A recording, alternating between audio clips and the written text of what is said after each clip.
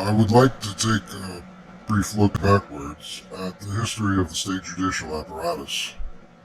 In the Middle Ages, there was a change from the court of arbitration, to which cases of dispute were taken by mutual consent, to conclude some dispute or some private battle, and which was in no way a permanent repository of power, to a set of stable, well-defined institutions which had the authority to intervene and which were based on political power, or at any rate, were under its control. This change was accomplished in conjunction with two underlying processes.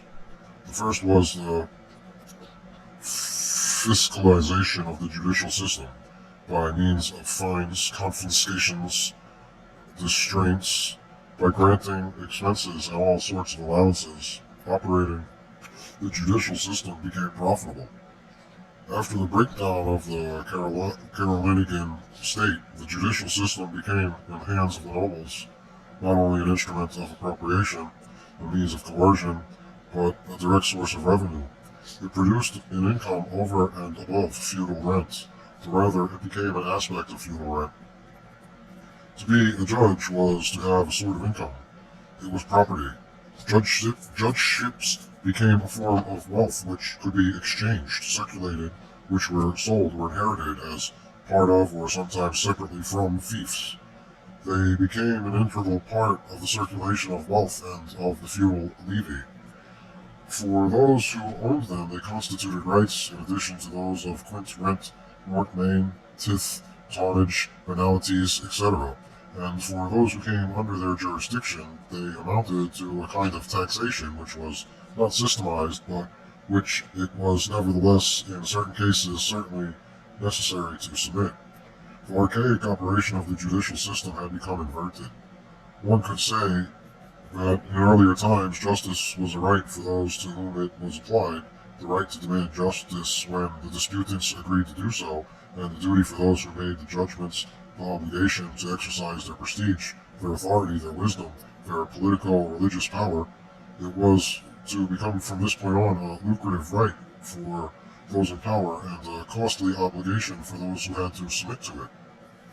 At this point we can see the convergence with the second of the processes which I mentioned earlier, the increasing link between the judicial system and armed forces, to replace private wars by a compulsory and lucrative judicial system, to impose a judicial system where one is at one and at the same time judge, party, to dispute, and tax collector, instead of a system of deals and settlements, to impose a judicial system which secures, guarantees, and increases by significant amounts the levy on the products of labor.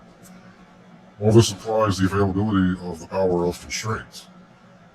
It could not be imposed without armed forces. Wherever a feudal lord disposed of sufficient military power to enforce his peace, it was possible for him to impose judicial and fiscal levies. Having become a source of income, judgeships become in the direction of the division of private property, but supported by the force of the arms, they developed in the direction of its ever-increasing concentration. This dual development led to the classical result when, during the 14th century, the feudal lords were faced with the great peasants and urban revolts. They sought the support of a centralized power, army, and taxation system, and in this emergency there arose, with the provincial high courts, the king's procutors, official prosecutions, legislations against beggars, vagabonds, idlers, and before long, the early rudimentary forms of police and centralized judicial systems. This was an embryonic state judicial apparatus which was superimposed upon, duplicated, and controlled the feudal judges and their fiscal rights, but which allowed them to continue to function. There thus sprang up a judicial order which had the appearance of the expression of public power, an arbitrator both neutral and with authority, of whom the task was both to justly resolve disputes and to exercise authority in the maintenance of public order.